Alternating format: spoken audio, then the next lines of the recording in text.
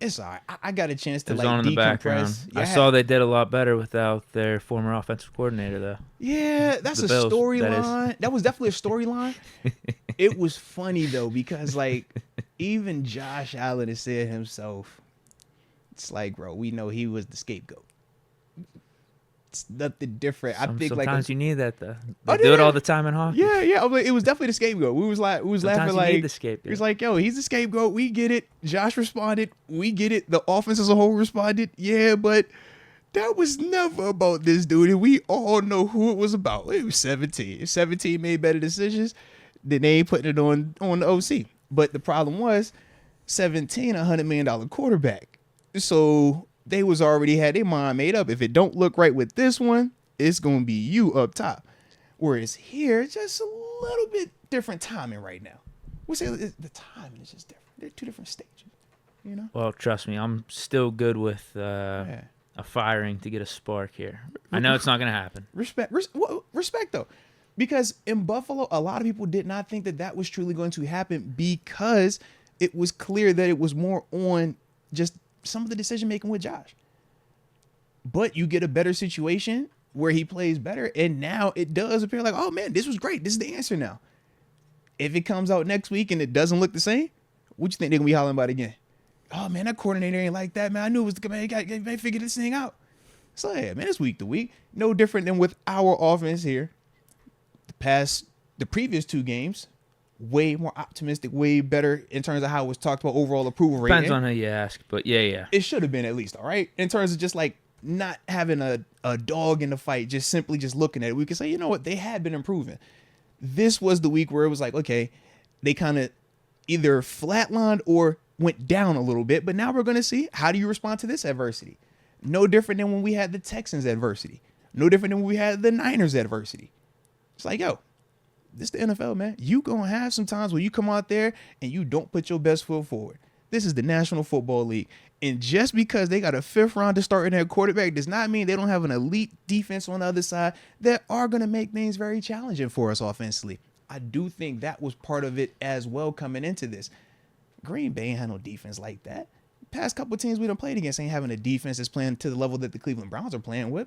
They're playing on a level that it's when we are really healthy, we play like that. Or acknowledge. Yes. And I feel like because we are so conditioned to think offense, no Deshaun Watson, everybody's mindset, oh, this is a blowout game. They weren't playing any different, Deshaun Watson or That's what that I'm saying, yeah. PTR. I'm like, bro, they're the same team regardless of who was at quarterback. If anything, you make the case that with DTR is less of an opportunity for turnovers because I didn't think they were going to have him throwing the ball as much. Yeah. But that's where we made our hay the first time. Correct. Deshaun Watson turned it over. So that's why for me, I'm like, bro, I think this still is going to be a tighter game, but we still should get out of there like we normally would. And we still had them opportunities, multiple of them. We just didn't capitalize on them. But it was 100% there, man. Whether we wanted the field goal or the touchdown, 100% there, man. But that's also where we're at as a team. When we talk about our margin for error, we don't have this great ability to either have turnovers or wasted opportunities. And we can make a case that, man, if you get set up a couple of times late in the game where you get a chance to win it, we don't have the luxury of wasting those opportunities. We actually have to execute and capitalize. And I think, yes, it was just one of those reminders of that. But it also is a reflection of the opponent we were going against. Better competition, you can't get away with certain things that we've gotten away with at times. This is a learning experience, though. Hopefully it is a wake-up call that when we got to put our foot in the gas, let's put our foot in the gas. Because we had opportunities. Yeah. We had the opportunities, man. The one where it's 5 minutes left on the Browns 40. I get it. We need points. Yeah, exactly. I can't even remember the play sequence, but we lost yards. Yeah. I think we ended up having on a punt. Third down on like the 42 or 43. Like, you can't have that. Yeah. Why not just think field goal? Worst case field goal. At least field goal. Worst case field goal. Because defense, worst case, is going to let up a field goal these final 5 minutes. Worst case. Yes. There's no way we're going to let them score a touchdown. Yeah. So then you go into overtime and let the cards play out there. But yeah, and then we did have that final drive and 3 passes right in a row. And it is what it is. I appreciate the aggressiveness. I appreciate the trust in Pickett to get it done. We just had misses. And low-key, I'm glad I'm glad you brought it up and said it like that because I've seen, a good amount of people. or it's been brought to my attention. People was, pissed off like, why didn't you just give it to Jalen? Why didn't you give it to Najee? Yeah, hindsight 2020.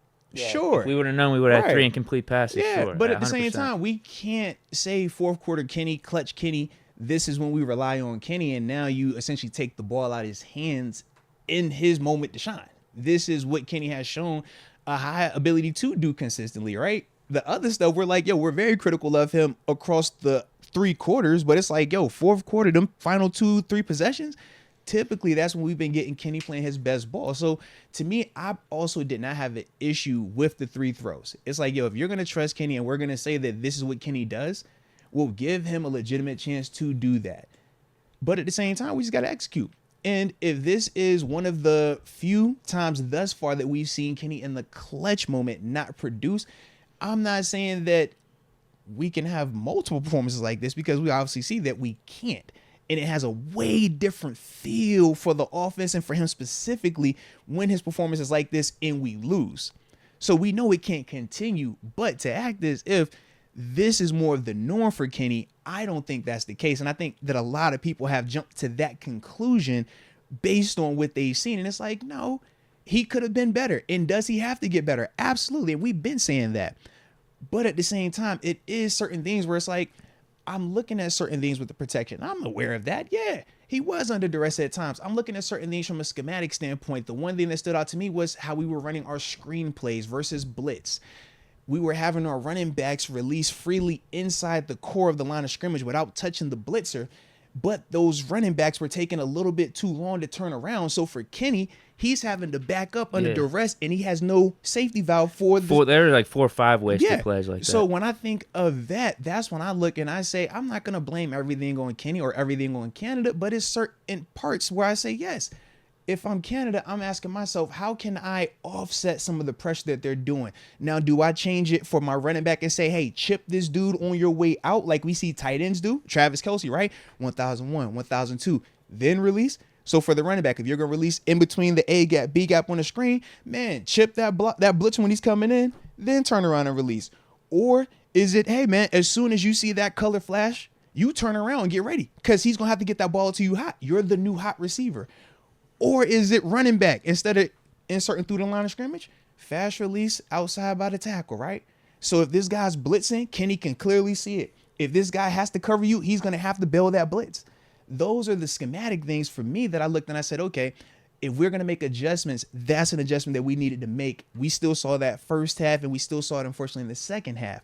So it was, like I said, blame across the board in this. But obviously, we know the lion's share falls on the quarterback because that is the most important position. Today's show is brought to you by DraftKings Sportsbook. You know, the top-rated sportsbooking app in North America. Safe, secure, and more importantly, it is reliable. I mean, you know, we use it. We are users of the app. But whenever we're talking about, anything on this channel, we typically have promo codes or something for the consumer, which is you guys. All right. So if it's your first time using the DraftKings Sportsbook app and you download that thing, okay, well, it's time to put that first initial bet in.